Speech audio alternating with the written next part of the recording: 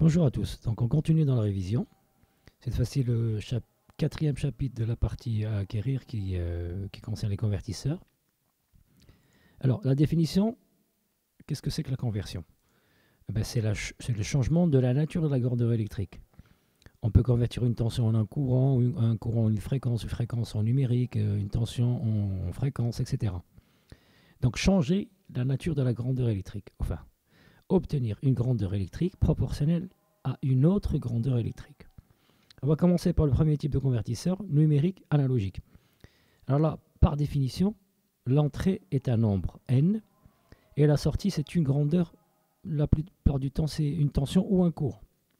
Et on veut que ce nombre n soit converti en une tension, c'est-à-dire je veux obtenir une tension qui est proportionnelle au nombre n.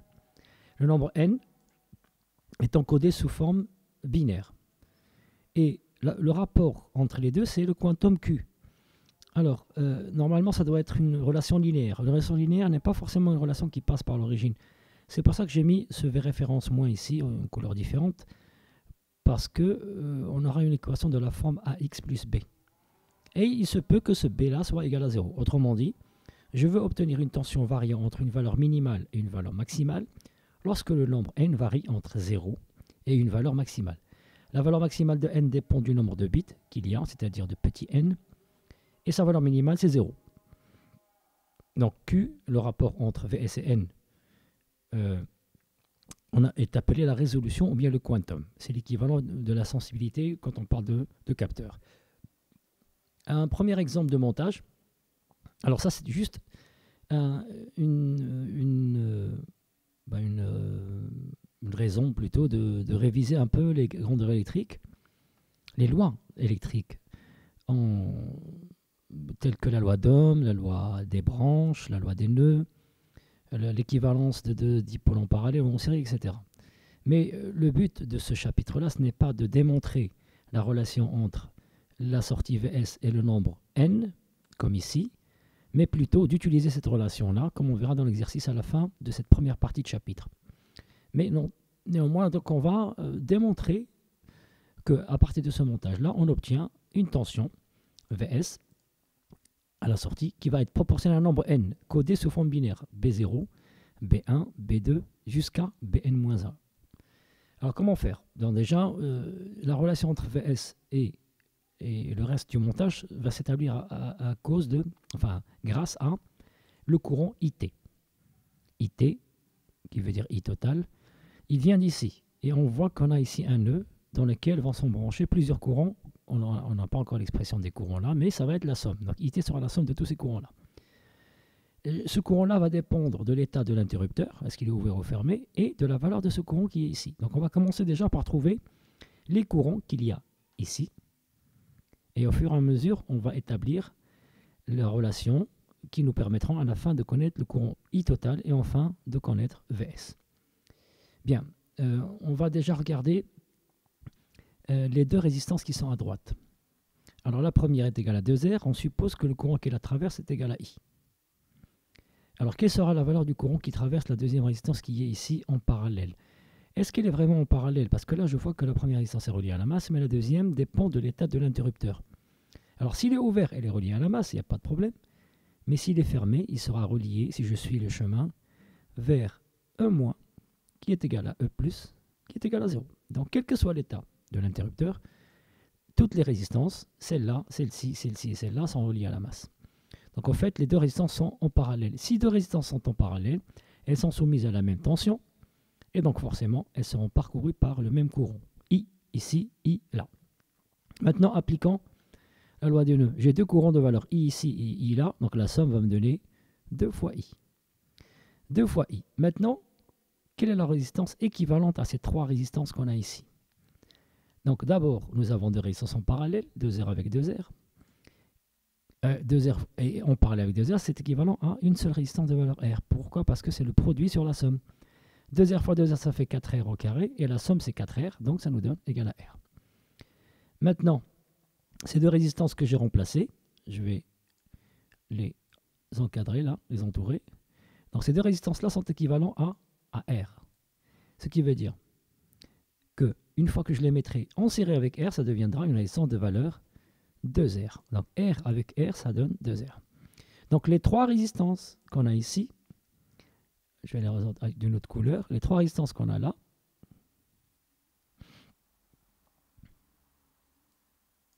les trois sont équivalentes à une seule résistance de valeur. Alors là, c'est un peu le contrôle est difficile avec la souris. Je l'enlève. Les trois résistances sont équivalentes à une seule résistance de valeur 2R. Entre là, les trois résistances,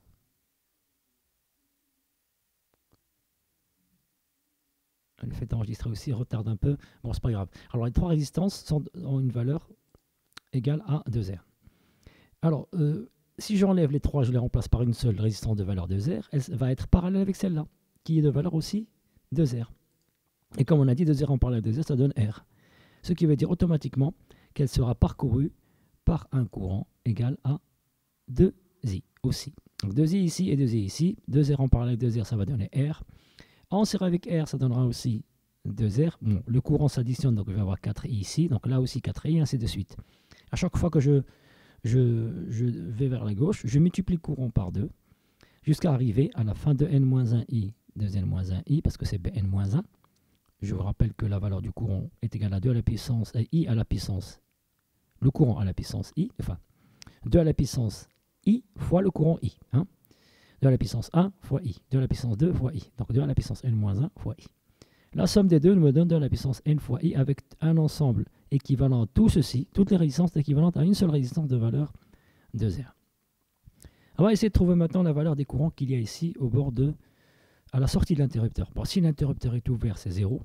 Si l'interrupteur est fermé, donc 1 logique, on va avoir I.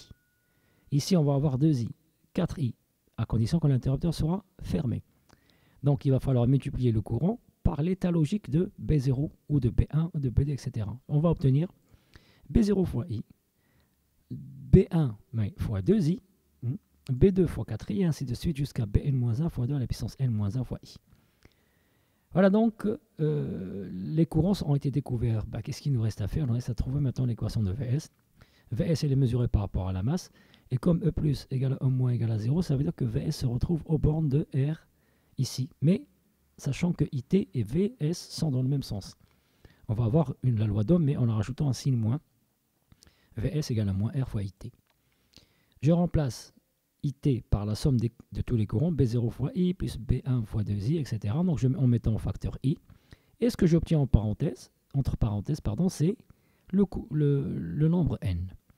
Il me reste maintenant à découvrir la valeur de I. On avait dit tout à l'heure que toutes les résistances ici, l'ensemble de toutes ces résistances est équivalent à 2R.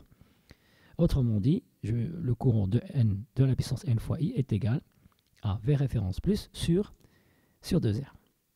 J'en déduis I, qui est égal à V référence plus sur la puissance n plus 1 fois R, et je le remplace dans l'expression de Vs en simplifiant R, j'obtiens moins V référence plus sur 2 à la puissance n plus 1 fois n. Et ce terme-là, ça sera le quantum Q.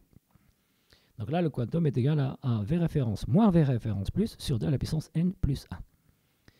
Alors, la formule, c'est la formule générale qu'on a vue dans la définition.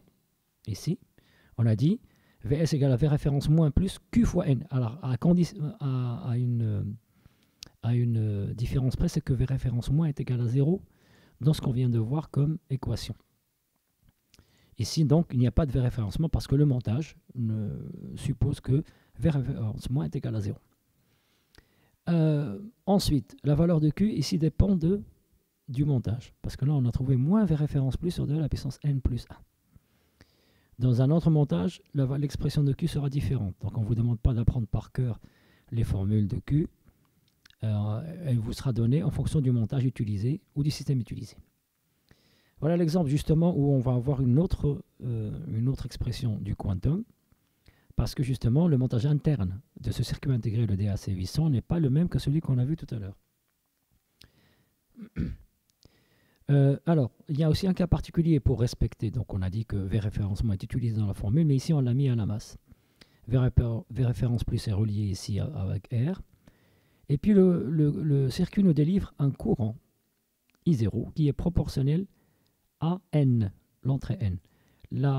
l'équation est I0 égale à V référence plus sur 2 à la puissance n fois R, le tout multiplié par n. Donc là, c'est le quantum normalement. Je remplace 2 à la puissance n par 256. Pourquoi? Parce qu'il s'agit d'un convertisseur 8 bits. 2 à la puissance 8 égale à 256. Maintenant, on a rajouté un circuit ici. C'est le même que celui qu'on avait dans l'exercice précédent, dans le montage précédent. Et on a vu que VS était converti, permet de transformer un courant en une tension en multipliant par une résistance. Sauf que là, le courant est dans le sens contraire de VS, ce qui veut dire qu'il n'y aura pas de signe moins. VS égale R fois I0. Et je remplace I0 par son expression en simplifiant par R. Ça nous donne donc V référence plus sur 256 fois N. Là, on obtient un quantum égal à V référence plus sur 2 à la puissance N, et non pas 2 à la puissance N plus 1 comme pour le montage précédent. Q fois N. Voilà donc l'expression. Une petite remarque, on vous dit, si jamais on utilise V référence moins, c'est-à-dire si elle n'est pas égale à 0, on va retrouver la première équation que j'ai donnée dans la définition, Vs égale à Q fois N plus V référence moins. Et cette fois-ci, le quantum, c'est la valeur maximale moins la valeur minimale divisée par 2 à la puissance N. Voilà en ce qui concerne ce circuit-là. Et le convertisseur analogique, convertisseur numérique analogique. On passe maintenant à la conversion inverse, c'est-à-dire on va convertir une tension en un nombre, non pas l'inverse. Il s'agit donc de convertir une tension en un nombre n de telle façon, on va respecter la même équation qu'on a vue pour la définition du convertisseur numérique analogique, mais cette fois-ci la sortie c'est n et l'entrée c'est VE. Au lieu de VS on va avoir VE, n ne change pas, ça devient la sortie au lieu que ce soit l'entrée. On a rajouté ici un symbole qui veut dire la partie entière. Ici, il y a la partie entière inférieure. Ça veut dire que si on trouve une virgule dans ce calcul-là, il faut l'enlever. N ne peut pas contenir de virgule. N étant un nombre entier codé en binaire, de B0 jusqu'à Bn-1. Et le quantum n'a pas changé d'expression. Que ce soit un convertisseur numérique analogique ou bien analogique numérique, ça reste la même. On va voir un exemple de convertisseur à approximation successive. Ça veut dire quoi approximation? Ça veut dire on va faire des tests. On va donner des valeurs à peu près des valeurs, et on compare avec la vraie valeur et on voit est-ce qu'elle est plus grande ou plus petite. Et si c'est plus grand, on va retrancher une partie, et c'est plus petit, on va rajouter jusqu'à arriver à la valeur la plus proche de l'entrée VE. Donc on a dit VE comparé à plusieurs valeurs de VS jusqu'à trouver la plus proche. Ça veut dire que VS est variable. Grâce à quoi? Au système, on a ici un SAR, ça veut dire en français, un registre à approximation successive, en anglais, Successive Approximation Register, qui lui va donner des valeurs à n, converties sous forme d'une tension Vs, donc les valeurs de n, il va donner juste des approximations, et la valeur qu'il a donnée en approximation va être comparée à la vraie valeur, et il aura un retour qui lui dit est-ce la valeur qu'il a proposée, est-ce qu'elle est plus grande ou plus petite que la valeur réelle de VE. Et au bout de plusieurs tests, de plusieurs essais, on va se rapprocher de plus en plus à la valeur de VE. C'est-à-dire que VS va se rapprocher à la valeur de VE. Et dans ce cas-là, on aura un nombre n qui sera le plus significatif par rapport à VE. Alors, il y a une méthode qui permet de commencer par exemple par n égale à 0, n égale à 1, n égale à 2, etc. jusqu'à sa valeur maximale. Et automatiquement, on tombera forcément sur une valeur qui se rapprochera de VE. Mais le problème, c'est que ça prend beaucoup de temps. Surtout si n varie entre deux valeurs très extrêmes. Supposons 10 bits, ça variera de 0 à 1023. Donc il faudrait faire 1023 tests pour, au maximum, 1023 tests. Bien sûr, si la tension est très faible, on arrivera plus vite, mais si elle est très grande, ça prendra plus de temps. Mais là, il y a une méthode qui permet de comparer par rapport à la moitié de la plage. Je sais que VE varie entre une valeur minimale et maximale. Je vais me positionner au milieu. La première des choses que je propose, c'est une valeur au milieu entre le minimum et le maximum. Et là, je teste, est-ce que c'est plus grand ou plus petit? Et dans ce cas-là, je vais forcément à chaque fois réduire la plage par 2, la plage d'approximation, et arriver plus vite à la valeur la plus proche de VE. Donc le registre propose une valeur de n qui est convertie en une tension, puis comparée à VE. Si la valeur proposée est plus grande, donc on proposera une autre qui est plus petite, sinon on proposera une autre qui est plus grande. Supposons par exemple que V référence égale à 0. Vs égale à Q fois n, donc l'expression n'a pas changé. Bon, je suppose que V référence moins égale à 0, bien sûr. Donc ça me donne le quantum fois n. Je vais remplacer n par son expression et diviser le tout par 2 à la puissance n. Ça me donnera V référence facteur de Bn-1 sur 2, plus Bn-2 sur 4, plus Bn-3 sur 8, et ainsi de suite, jusqu'à B0 sur 2 à la puissance n. Donc là, au fait, les Bn, les Bi, hein, de 0 à n-1, vont me donner la valeur approximative de Vs. Et je vais la comparer avec la vraie valeur qui est Ve. Par quoi je vais commencer? Je vais commencer par le premier bit, je le mets égal à 1. Tous les autres, au départ, sont égales à 0. Autrement dit, je vais comparer la tension VE je vais la comparer à V référence sur 2. Là, j'ai supposé que V référence moins est égal à 0. Donc, quand je dis V référence sur 2, ça veut dire que je suis à la moitié de la plage comprise entre 0 et V référence. Donc, si jamais je trouve que la tension d'entrée est plus grande, je vais garder le Bn-1 égale à 1, et puis je vais rajouter un deuxième, c'est-à-dire je vais rajouter Bn-1 égale à 4. Sinon, je le mets à 0, et je rajoute Bn-2 égale à 1. Pas égal à 4, hein, égal à 1. Pour que je puisse rajouter le quart de V référence. Et puis on met, donc on a dit Bn-2 égale à 1. Si, supposons que le premier test était concluant et que je dois garder Bn-1 égale à 1, dans ce cas-là, je vais comparer le deuxième fois la VE par rapport à V référence sur 2 plus V référence sur 4, c'est-à-dire à 3 V référence sur 4.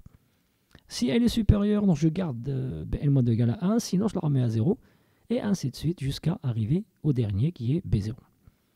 Voilà comment se fait la comparaison. On va prendre un exemple numérique. On va supposer que V référence égale à 16 volts et que N égale à 8 bits, ce qui me donne un quantum égal à 0,0625 volts. On va supposer que la tension d'entrée est égale à 7,05. Et on va voir comment va réagir le système, quelles sont les valeurs qu'il va proposer à N, et quelle sera la dernière valeur de N qui correspondra à une tension Vs la plus proche possible de VE. Donc voici les bits de B7 jusqu'à B0. Chacun va être multiplié par une tension, qui est le poids, on appelle ça le poids du bit. V référence sur 2, c'est 8. Ensuite, sur 4, ça donne 4. Sur 8, ça donne 2. Et ainsi de suite jusqu'à sur 256, c'est-à-dire jusqu'au quantum. La première des choses que je propose, c'est que je propose de mettre B7 égale à 1. Et les autres étant égales à 0. C'est-à-dire, je vais comparer, c'est-à-dire que Vs égale à 8 volts, et que je vais comparer par rapport à VE qui est égal à 7,05. Alors, qu'est-ce que je trouve? Je trouve que Vs est plus grande. Autrement dit, je dois mettre, D égale à 0. C'est-à-dire, le registre, il va annuler le 1 qu'il a mis parce que ça donne une valeur plus grande. Il va le remettre à 0 et mettre le suivant égal à 1. C'est-à-dire, Vs sera égal à 4 volts. Cette fois-ci, 4 volts n'est pas supérieur à VE. Donc, je garde les 4 volts et je leur ajoute la moitié de 4, c'est-à-dire 2. Ça donnera 6. 6, une fois encore, n'est pas plus grande. Je garde et je rajoute la moitié, c'est-à-dire 1. Je suis toujours inférieur, je garde toujours. Mais quand je vais rajouter la moitié de 1, c'est-à-dire 0,5, ici, je vais dépasser les 7,05. Donc ce 1 que j'ai mis, je dois le remettre à 0. Je le remets à 0 ici. Et voilà, il est revenu à 0. Et je mets seulement la moitié. Malgré ça, 7,25 reste toujours supérieur à 7,05. Même chose lorsque je rajoute la moitié de 0,25, c'est-à-dire 0,125. Et la même chose lorsque je rajoute la dernière, c'est-à-dire le quantum. Je vais dépasser encore une fois la valeur de l'entrée 7,05. Autrement dit, à la 8e tentative, c'est-à-dire quand j'arrive au dernier bit qui est B0, je remets ce bit-là à 0. Et donc là, la combinaison la plus proche, c'est 0, 1, 1, 1 et 4, 0 à la suite. Donc ça, c'est le nombre n. Après 8 tentatives, j'arrive à une valeur qui se rapproche le plus possible de la tension d'entrée. À la fin, il n'y a plus de comparaison. Voilà donc comment fonctionne un registre à approximation successive. Bon, le but, c'est pas ça, comme je vous l'ai dit. Le but, c'est de mémoriser, enfin d'utiliser plutôt l'équation qui relie le nombre n et la tension à convertir. D'ailleurs, on vous la donne carrément dans le sujet 2011 rattrapage. On vous dit que il y a une masse à mesurer qui varie entre 0 et 250 kg. Et la tension correspondante est convertie grâce à un convertisseur 10 bits cette fois-ci. Un convertisseur 10 bits, alors je précise. 10, qui est à l'intérieur du pic, qu'on a déjà vu sur le chapitre du pic. Et on vous donne carrément la formule N égale à 1023 fois Vs sur 5 volts. À quoi correspond 1023? C'est pour ça que j'ai souligné le 10 bits. On avait dit 2 à la puissance N, mais là, 2 à la puissance 10, c'est 1024. Donc, au fait, Le quantum, ça va être 2 à la puissance, c'est la tension de référence divisée par 2 à la puissance n moins 1. 2 à la puissance n, le tout moins 1. Donc là, c'est une nouvelle équation d'après ce qu'on a vu précédemment. Il y avait division par 2 à la puissance n plus 1, division par 2 à la puissance n, et là, c'est 2 à la puissance n, le tout moins 1. Et le 5 volts, c'est la tension de référence vers référence plus. Donc là, la tension varie entre 0 et 5 volts. Autrement dit, le quantum, puisqu'on a dit que n était égal à Vs sur le quantum va être égal à 5 volts divisé par 5 volts divisé par 1023. Donc, on va se retrouver, si vous voulez, je vais utiliser la calculatrice, 5 volts divisé par 1023. Ça donne à peu près 4,9 millivolts. Première question, quelle est la nature digitale ou analogique de l'entrée RA2 du port A? Donc, la tension à convertir est branchée sur le port A à l'entrée RA2. Et pour être convertie, il faut qu'elle soit analogique, parce que c'est un convertisseur analogique numérique. Sinon, ça ne fonctionne pas. Deuxième question, il faut calculer en hexadécimal les valeurs de n, qui correspondent aux masses M0 et M1. Alors, on vous dit que M égale à M0 égale à 0 kg, ça correspond à une tension Vs égale à 0. Donc, automatiquement, n égale à 0. Et si M égale à 250 kg, on a 5 volts. Et si je multiplie ici, je vais la trouver 1023. Si je la convertis en hexadécimal, je tombe sur 3 FF. Comment j'ai fait la conversion? Donc, puisque vous n'avez pas le droit d'utiliser la calculatrice, moi, je vais vous montrer une méthode. Normalement, vous utilisez la conversion du décimal vers le binaire, puis du binaire vers l'hexadécimal. Ou alors, on peut passer directement du décimal vers l'hexa en faisant les divisions successives par 16. Moi, j'ai une méthode personnelle à moi-même. Je passe par le binaire en faisant, non pas des divisions par 2, mais des soustractions, une somme plutôt des multiples de 2. Je dresse, supposons pas, bon, je vais convertir n égale 1023. Je vais dresser toutes les puissances de 2, à commencer par 1. 1, 2, 4, 8, 16, 32, 64, 128, 256, 502. Je m'arrête là parce qu'une fois que je multiplie 512 par 2, je tomberai sur 1024. Donc je vais dépasser n. Donc n ne peut pas être égal à 1024 plus quelque chose. Donc je vais faire la somme à commencer par 512. Bon, déjà, je mets 512, donc en mettant un 1 ici. Est-ce que je peux rajouter le 256 sans dépasser 1023? Oui. Je tombe sur 768. Je vais rajouter le 128. Je tombe sur 896. Je mets des 1. Chaque fois que je rajoute, je mets un 1. Mais si je vois que je dépasse, je vais enlever le 1, comme on a fait tout à l'heure pour la conversion analogique numérique. Donc 64, ça me donne 960, 992, 1008, 1016, 1020, 1022 et 1023. Donc en fait, 1023 correspond à 10 bits égale à 1. Maintenant, pour passer du binaire vers l'hexadécimal, je vais encadrer le résultat binaire en partant de la droite et en regroupant 4 par 4. Les 4 premiers me donnent un F. Pourquoi? Parce que 1, 1, 1, 1, c'est égal à 8, plus 4, plus 2, plus 1, c'est-à-dire 15. Et le 15, en hexadécimal, c'est le F. Même chose pour les 4 seconds, c'est F. Il me reste les deux derniers. À gauche, pour avoir 4, je vais rajouter 2 zéros. Donc 0, 0, 1, 1, ça correspond à 3. Et voilà donc comment on convertit du binaire vers l'hexadécimal. Maintenant, le circuit ADC 0808, c'est un circuit intégré qui fonctionne de la même façon qu'on a vu tout à l'heure, c'est-à-dire par approximation successive. Il a besoin, comme on a vu sur le tableau, d'un signal d'horloge. Donc l'horloge, c'est elle qui fixe la vitesse à laquelle il va faire la conversion. Ensuite, on va lui fixer les valeurs minimales et maximales des tensions d'entrée, les limites. Il y a les tensions d'entrée qu'il faut convertir in 0 à in 7, il y en a 8, mais il y en a une seule qui sera convertie grâce à add A, add B, add C, ce qu'on appelle l'adresse. Si elles sont égales à 0, 0, 0, ça veut dire que c'est in 0 qui sera converti, et si elles sont égales à 1, 1, 1, c'est in 7. Entre les deux, donc, on va choisir une des 8 entrées entre in 0 et in 7. Alors, ALE, c'est le verrouillage des adresses. Pourquoi je verrouille l'adresse? L'adresse, c'est ça, hein, c'est le choix de l'entrée. Pendant la conversion, je ne dois pas changer l'entrée à convertir. Il faut la garder fixe. Jusqu'à la fin de conversion, là, je peux changer d'entrée à convertir. Donc, c'est le verrouillage. Une fois que j'ai verrouillé l'adresse, je vais lancer la conversion en mettant start égale à 1, c'est le début de conversion. Et j'attends que EOC, End of Conversion, soit égal à 1, c'est-à-dire qu'il m'indique que la conversion est terminée. Une fois que c'est fait, je vais valider les adresses, c'est-à-dire je vais transférer le résultat de la conversion interne vers les sorties out 1 jusqu'à out 8. Ce qui veut dire qu'entre deux conversions, le résultat de la sortie reste mémorisé. Ou ça, sur out 1 jusqu'à out 8, il y aura 8 bits ici, ce sont le résultat de la conversion. Voilà en ce qui concerne la première partie de ce chapitre-là. La deuxième partie, on la fera sur une autre vidéo. Je vous remercie et à la prochaine.